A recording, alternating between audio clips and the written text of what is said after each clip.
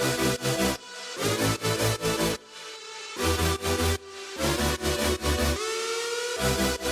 what's up? Dr. Lee here, and today we're going to talk about peeling back the layers of social conditioning. Now, if you're not aware, this is the first time you're hearing it, we have been just layered with different people's thoughts, different people's opinions, different people's educations, society's expectations, and all of these basically create a shell that we pack on and pack around ourselves.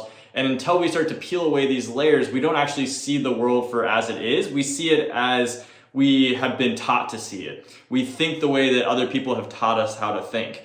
And some people are lucky, they just kind of are born rebels in a way, and they start to just view life through their own experiences only, and really value their own experiences more than what other people tell them. And then if you're someone like me, who is a kid who really wanted to follow the rules, I wanted to please others, I wanted to have my teachers like me, I wanted to have friends who liked me. And so what I did was I was very good at putting on different people's ideas and wearing them and assuming that they're my own. And it wasn't until I was in my early 20s when I started to realize, wait a second, how I'm acting, how I'm behaving, how I'm viewing the world always felt incongruent with something else deeper inside of me that was saying that it's not the right way.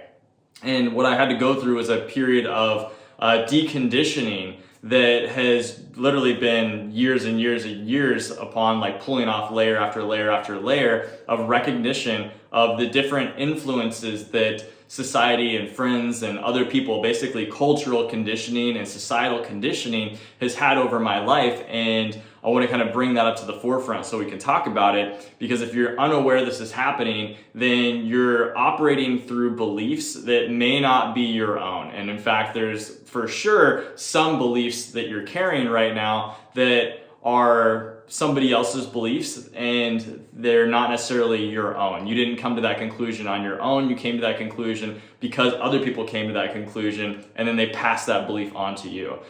Now, when we look at where do these different influences start to come from, the biggest, most obvious one is the education system. Actually, it changed my mind. I was going to say the most obvious one is the media, but some people are aware that the media is an influencer on shaping opinion, and then other people are unaware. But one that you can step back and know that everybody was taught was education. So education, when we're going through schooling, we think that, okay, education, it's just a thing that is black and white. Like you're either educated or you're not educated. The school teaches you something, or you learn math or you don't learn math. Now there's some very basic things like math, reading and writing, that are skills that everybody is probably better served to have, right? To be able to do these things, it helps us to function in society. So there's a really important reason why we would be taught these things. But again, it's somebody else's idea that we should be learning these things. Not saying that it's a wrong thing. Now, I'm talking about very fundamental basics. Someone has chosen and said, this is what everybody needs to learn how to do. And they need to learn it in this particular way. Now, with recent times, there's more people that are looking towards alternative education sources. And so they're realizing that, wait, there's not just one path to be able to teach people how to do things. There's, the public school systems have their way of doing it. Then there's private schools, there's charter schools, there's homeschooling, all sorts of homeschooling courses. There's many different paths to go through this. There's Montessori type school systems and education and learning systems that say, hey, you know what, learning process can be done in a different way. But when we talk about conditioning, when we're looking at the education system says this is what everybody needs to learn. Now let's get away from reading and writing and arithmetic, like some of the basic stuff. Let's now look about, what are you reading? What are you teaching these kids when you look at science and when you look at just anything that's being taught? There is a curriculum that's being written down, and someone says, this is what you're going to teach first graders, second graders, all the way through. This is what you're going to teach them. This is the standard that we want them to know. Now, there are systems in place that choose who is being taught what and why you're being taught it. So it's going to be for a standardized test, or maybe somebody believes that this is the best thing to teach somebody. But whether it's right or wrong doesn't matter here. I'm not here to debate the rights and wrongs of what's being taught. I'm here to bring up the idea and make you think a little bit deeper about this, the fact that you're teaching somebody how to view the world. You're teaching a child who is very, very, very susceptible to influence. And when you're saying that this is right, this is wrong, this is how you view this is how you don't, this is how this works, then now you close off possibilities for that child. So, interesting example. I remember probably like 4th grade, I don't know what year the curriculum was. I was fortunate enough, my parents sent me to a private school when I was growing up. And so we had a very advanced curriculum, and probably 3rd, 4th grade, something like that, we were learning about weather systems. And we were learning about how clouds get put up in the sky. And you have, like the sun, and a little picture of the sun, and it heats up a body of water, and then you see steam rising off of the water, and it's evaporating, and then it goes and it condenses around and turns into a cloud goes and hits a mountain then trickles down with rain into rivers and streams and back into a body of water. And so that made perfect sense, and I didn't, as a kid you don't ever question it. And it wasn't until I was 26, 27 years old, and I remember coming across Dr. Pollack's work, and he is a PhD in water science. His whole career has been around studying water and the dynamics of water. Fascinating dude. And he actually brought up in a podcast that I was listening to of his, where he shared that we don't understand how clouds hang up in the sky. And I remember just like almost pumping the brakes when I heard that, because I'm like, what do you mean we don't understand how? I knew that when I was in 3rd or 4th grade, dude. Like, you're a PhD in this and you don't know how clouds are made up in the sky? I could tell you. And I immediately, my mind brought up that diagram. And I was sort of resistant to even accept that this was true. And I realized, and I felt that inside of me. Fortunately, I was perceptive enough of this different conditioning, the educational conditioning, that I was open-minded to be like, oh crap, this means and it just really opened this up way more for me, because I realized that what we think we know and what we've been taught are oftentimes somebody's best guess and somebody's theory, or it's somebody's perspective. And at some point, to teach a group of people something, everything has to be voted on and is decided, and it's like, okay, this is what we're going to teach people moving forward, so that you can have as a youth, you're growing up and you have a decent understanding of the world around you. But what happens is, when we think we know everything, when we think we have things locked down because we're taught this, especially at an early age, we lock this in as fact. We lock this in as this is the way it is, and it's unchangeable. So if somebody else comes around and then they present you with different information than you were taught as fact through your textbooks, now what happens? Now you challenge it. Now you go, no, there's no way. I know this to be true because I was taught this, and I was taught this through an education system. But the education system had to have been chosen on what to put forward. Same with history. I was a history minor in UC San Diego in college, and I studied European history. I was really blown away because what I was taught in school growing up, elementary school, high school, was, this is history, boom, moving forward. And then when I started learning about things that I thought I understood, I realized, wait a second, this person has a text that's written that has a particular view of what I thought happened, and it reflects what I understood to happen, to happen. This is how, the French Revolution, took place. And then you have somebody else's written works that were found as a contemporary, and they offer a different rationale on what's going on, a different perspective, a different take. But as good historians, they start to peel back the layers, and they look for, not just one person's perspective, because often the popularized perspective, which becomes the history books, are written down by the winners of the wars, or the winners of whatever conflict was arising at a particular time. So you're getting a very, very slanted view of what happened. You're getting the winner's effect. Or the winner's view. Imagine what if Hitler won World War II? How would the history books look? What would it look if he'd say he took over?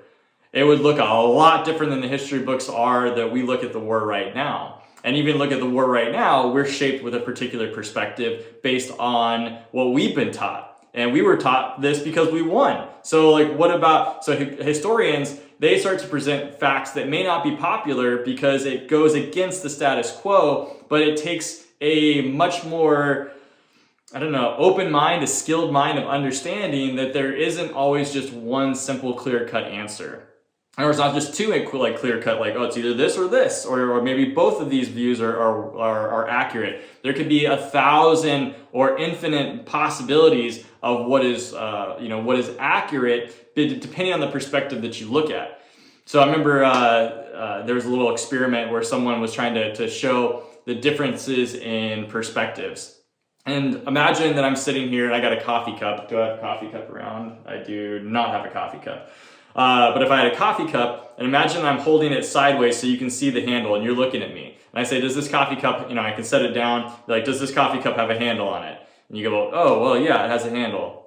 Now, if I take that mug and I turn it this way, and I set somebody down across from me and you're looking at me, and I say, hey, does this coffee cup have a handle on it?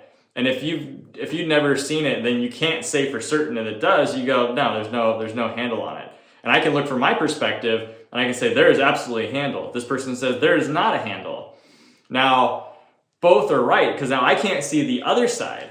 So let's say it gets turned around in my perspective. Now I look, does this coffee cup have a handle? I said, no, it doesn't. And this person says, yes, it does. So that's a very, very simplified way of looking at, two different perspectives in which both can be accurate from which they're seen, but one might have a vantage point that's a little bit more clear than the other, but there's also a blind spot even to the one that is more clear in this very obvious example, because we're looking at something that is, a very, simple demonstration. Now, what happens if you have things like eyewitness reports?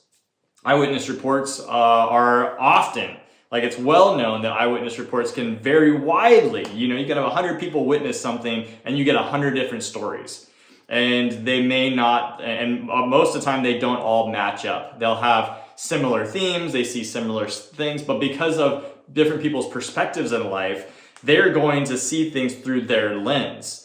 So let's say that there was a conflict with a police officer. Well, people that hate police officers are going to see possibly the police officer as being the person who's more violent, and they're going to see the person who now possibly was in the wrong as the victim of a police officer attack, versus somebody else who sees the police officers as there to support us and hasn't had bad experiences with the law enforcement and their growing up and their upbringing, might now see this person was the assailant and the police officer was the one who was just trying to do their job. And now that is like a baseline fundamental that will then shape how you see things, right? And we see this in politics all the time. You have all these issues, everyone has their different opinions. If you're liberal, if you're conservative, you're going to see things differently, and you're going to see the same issue and you're going to see two totally different outcomes or solutions for the same thing. And you're like, what? How are you guys seeing something so different? This is what it is. Here are the facts. And then everyone tries to spin the facts based on their perspective. Now, you look at what we're taught in school. We're taught in school that there is a one clear-cut path. So maybe you see where I'm going with this and how this, where I'm building, because when we are taught that this is the way the American Revolution happened. This is the way, this particular scientific process happened. This is the way health is. This is the way that you stay fit and you get exercise. This is the way that you're supposed to eat. This is the way you're and you're taught all these things, and we don't feel like we're taught these things. We're just walking around, living life, and we're exposed to it. So that's the education system. So the education system is they're layering on all of this, like all this conditioning. And there's really no way around it if you're in it because it's just there. But so the important thing is that you have the awareness that you've been conditioned, and then to have the recognition that, okay, I have to keep an open mind about everything, really about everything. Science that was hardcore back in the day, that was like, this is the way, like this is the way it is always like, give it 100, 200, 300, 400, 500 years or less, is shown to be different. It's shown to be like, oh, well, that theory was, it was totally wrong. With this new technology that we have, we found out that this no longer exists. The Wright brothers, there was I don't know the history on this exactly, but there was the chief, aerodynamicist at the time, who was like out of Princeton or Yale or some Ivy Leaguer, was going out because there was talk that there was going to be some flying craft that was going to be created, that there was going to be like, is this possible? There was like talk of possibility of this. And he said, based on the laws of physics and aerodynamics, this is actually an impossibility of nature. Like, it is impossible for something heavy, like that heavy, to be able to become airborne. And he goes through and hit the whole science, like I wouldn't say the whole scientific community, but probably the overwhelming majority, at least the mainstream, said a very resounding, it is impossible to ever have flight. And I think it was like 2 weeks later, after he had issued that statement, or something like that, he winds up being dead wrong, because the Wright brothers flew. And then now there was also, I think somewhere in Europe, there was somebody like around the exact same like week or so also flew. So there's competing ideas on, or I guess whether or not the Wright brothers were the first ones to fly, or there's somebody else who was the first one to fly. But either way, it was totally debunked. Like, what this guy said was fact, like material fact. He said that it would never, it's not possible through the laws of nature. And this was the head honcho of physics, like a hard science of physics, and said this is impossible. Well, clearly it wasn't. So they had to start to take that information in. And then he later issued a statement, well, it's never going to be anything of any substantial use. Maybe you can get like a decent, like a short amount of lift, but you won't be able to ever utilize this in any type of a way, aside from almost like a paper airplane kind of a deal. Well, we clearly know that he was dead wrong. And this happens so often if you start looking back in history of things that were said to be impossible that have later become possible, laws that were, or theories that were considered to be fact have been flipped on their head and to be shown to be completely wrong. For years and years and years, one of the best ways of healing people was to bloodlet them, to cut them, to bleed them out, because they believed that you had bad blood, that there was the humors in the body needed to be released. And if you released enough of the bad blood out, then people would be able to heal themselves. And I think it's been fairly well known that I think it was George Washington, or one of our early presidents, who died through a bloodletting process, because this was the standard of practice in trying to heal people who were sick back in the day. Now, that's barbaric by today's standards, like absolutely ridiculous. We would never, ever, ever look to do that. But that was standard at the time, and that was like cutting edge. Like, that was, if our president who was going to get the top-notch care was doing that, that was because that was what was believed to be the best at that time. And we look at several hundred years later, that was absolutely barbaric. Can you believe that they did that? Now, if you stop and look about, this always happens as history progresses and as time progresses and as knowledge progresses, old theories are kicked out and new, better ones are replacing it. And new paradigms also are superimposed and take over and kick out the old ones, but it can take time. So I look at things through history and I say, okay, what level of conditioning have I been taking on to think about, for instance, health? Am I looking at health through what the mainstream is putting out there? And what they have told me is the way that health is meant to be achieved, which is, things are just genetic. Most diseases are genetic. You can't get away from it. There's really nothing you can do to, to change the bad stuff that could happen in your life. And so the only thing we can do is to alleviate and cover up the symptoms using medication and surgery. Like that is the mainstream thought process. It's all an outside in approach. And that is what a lot of people, I'd say, buy into. And it's something to question. It is absolutely something to question, because I don't believe that at all. I look at it entirely different. I look at it from the standpoint that the body is designed to heal from the inside out. But I don't want to go into that right now, because I want to talk more about just like the layers of conditioning that we stack on. So when you look at health, that shows up there. Education. Now media is a huge conveyor of information. If you stop and think about, where do you learn a lot of things? You learn things that are common knowledge. So when somebody says like, oh, what do you do when you get a cold? Well, most people are going to say, well, go to the doctor, and you're probably going to want to drink chicken noodle soup or do something like that, get hydrated, get your fluids. Or what if somebody says, hey, you got a fever? What are they gonna like? What do you want to do? Well, you want to bring down the fever. Go to the doctor. Take something to bring that fever down. Well, how do you know this? How do you know this? Were you ever taught in class that this is what you needed to do?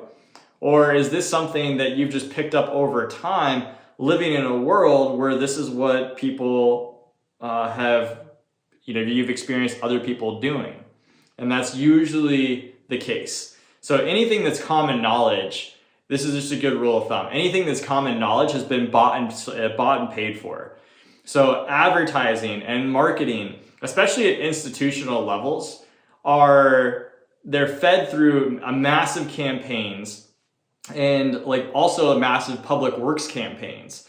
So if you look at a small business like my chiropractic office, what I'll do to advertise is I'll put out videos, I'll put out different different media spots, doing like commercials and whatnot, things in magazines, little printouts of magazines, flyers, to be able to brand my business, social media posts, different things like that, to be able to brand my business, to attract customers in. Now, when you start to get to larger and larger scale, like industry sized levels, they play a game that is way more gnarly than like what appears very obvious that there's an advertisement. You see an advertisement pop up, or even a commercial, you're like, oh, that's a commercial for this company. Like there's a transparency there. What you don't see necessarily is you don't see the big agricultural conglomerates advertising to you, because they're not going to advertise directly to the consumer. They're advertising at an institutional level, which is actually happening behind closed doors in lobbying communities, in a governmental setting, so in a legislative setting. So lobbyists are basically representatives, like sales reps for a business who has a particular interest. So let's say the meat industry. Like a big meat conglomerate. So a lot of different companies come together in the meat industry to hire a bunch of lobbyists to then go to Congress to represent them when they're passing legislation to try to get bills that go in their favor. And that might be to decrease regulation standards for the meat processing industry. It might be to promote within the hospitals or something like, or a governmental program, getting their meat to be what's purchased by the government in order to be what's given out to whatever public work project that they're trying to push forward. And so if they get this huge contract, that could be to the tune of hundreds of millions or billions of dollars over the course of years if they get their foot in the door for that. And then when that becomes institutionalized at that high level, then everybody becomes known, like, oh yeah, like this is the main companies for meat, and obviously that makes their business that much bigger, much more resilient. They can also then market to the consumers better because they have a bigger budget and they can advertise even stronger. But what they're doing is they're lobbying through Congress and through legislation to be able to sell their products. But we don't, and when it happens at that high of a level, the trickle-down effect doesn't even see them as being something that is someone who is trying to sell you a good. meaning that you don't even see that you're being sold something. You don't even see that you're being sold an idea. All the got milk commercials. It's not for a particular milk company.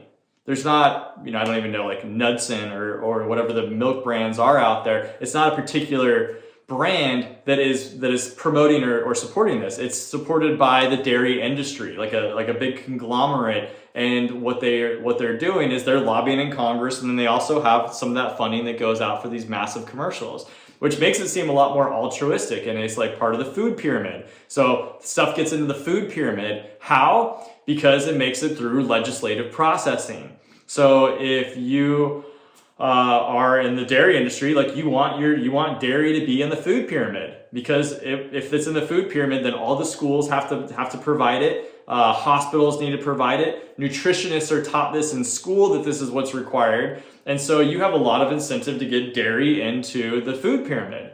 This is just one example. And once it makes it in, then this is what is just healthy and normal and standard and what is an expectation. And I do not believe that dairy is something that people should be consuming. Dairy is highly carcinogenic, with casein protein being one of the most carcinogenic compounds known to man in terms of like a food source that we're consuming. So there's a lot of research that shows that dairy is very, very detrimental to our health. And you look at all the different food sensitivities that people are having, dairy is one of the most common for a reason, because it is not something that we're meant to consume. But if these companies are able to get and work within Congress, greasing palms, passing, basically getting laws passed that allow them to become institutionalized, then the vast majority of people don't even realize that they've been sold an idea that is just something that they've been now taught through the education system as this is what you need to be healthy. And this is what you need to think in order to get a good job. What do most people think who go to school? They think that they need to go to school and they need to go to college in order to get a good job that's going to wind up providing for them and their family in the future. And that might have been true back in the 1940s, 50s, and 60s.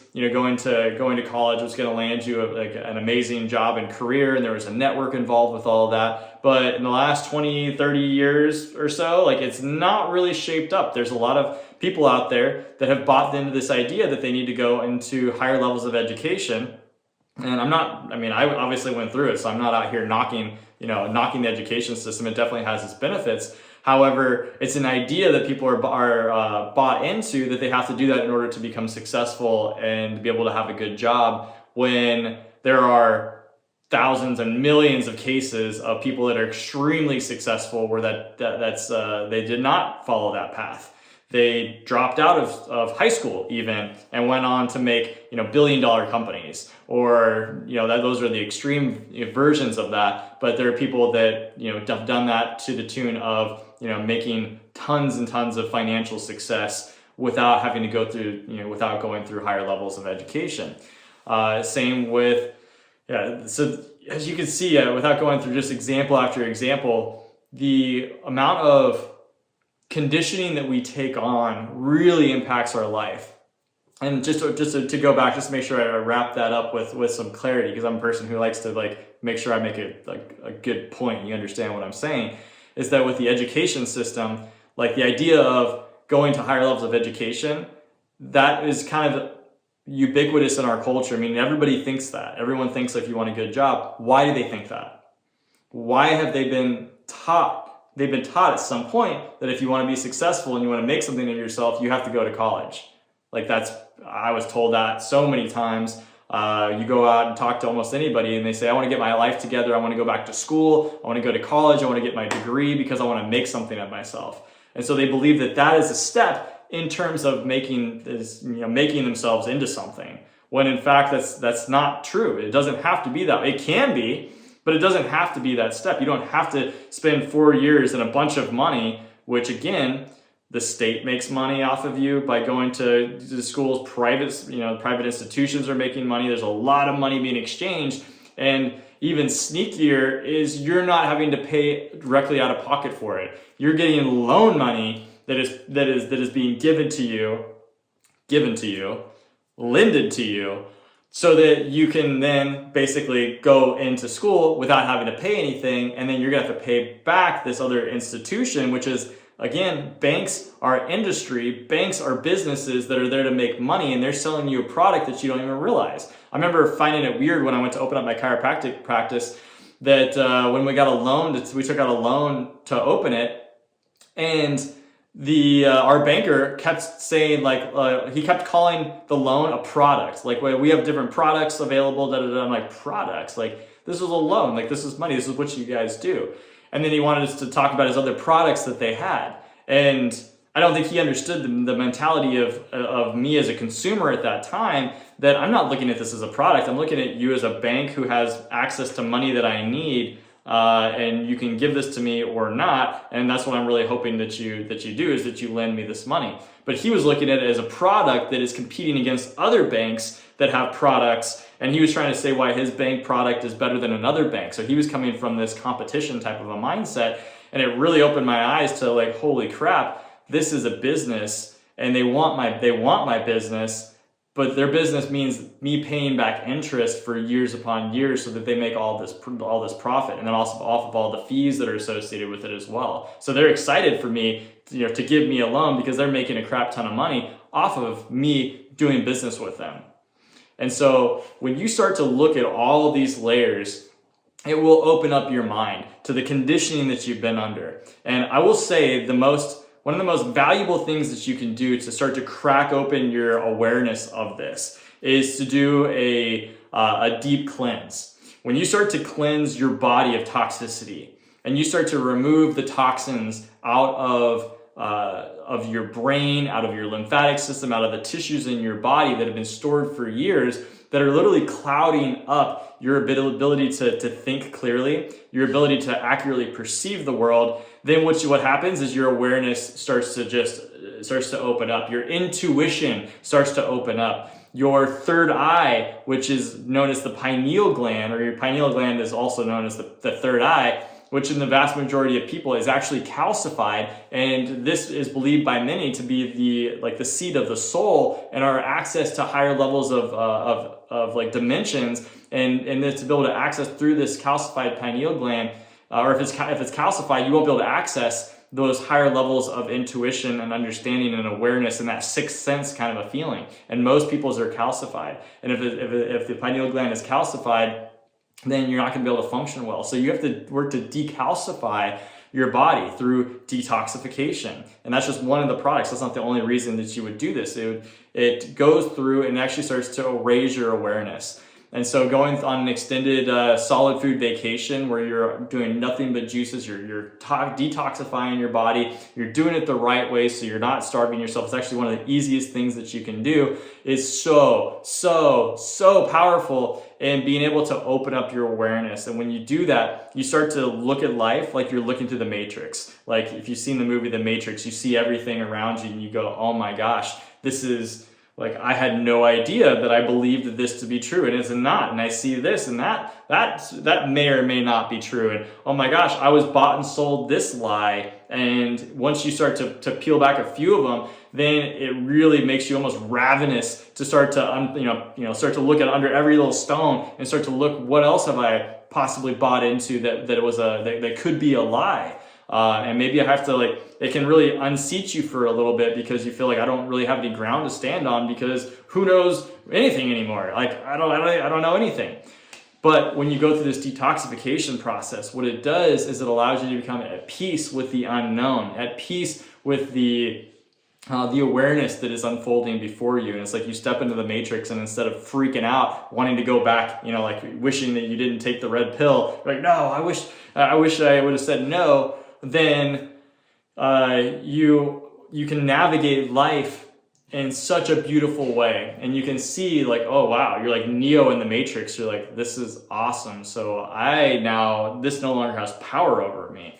And this no longer has power over me. When you start to take your power back and you start feeding your body with energy and you start to allow your body to operate the way that it was actually designed to operate, so detoxification is just basically getting you back to the way that you were designed to be in the first place. Detoxification is a natural process, but when we overload ourselves with too much toxicity over time, that toxic burden overwhelms our body's ability to clear it out. Because again, detoxification, it's happening right now in your body, but is it happening fast enough to actually get the excess waste out? Most likely not.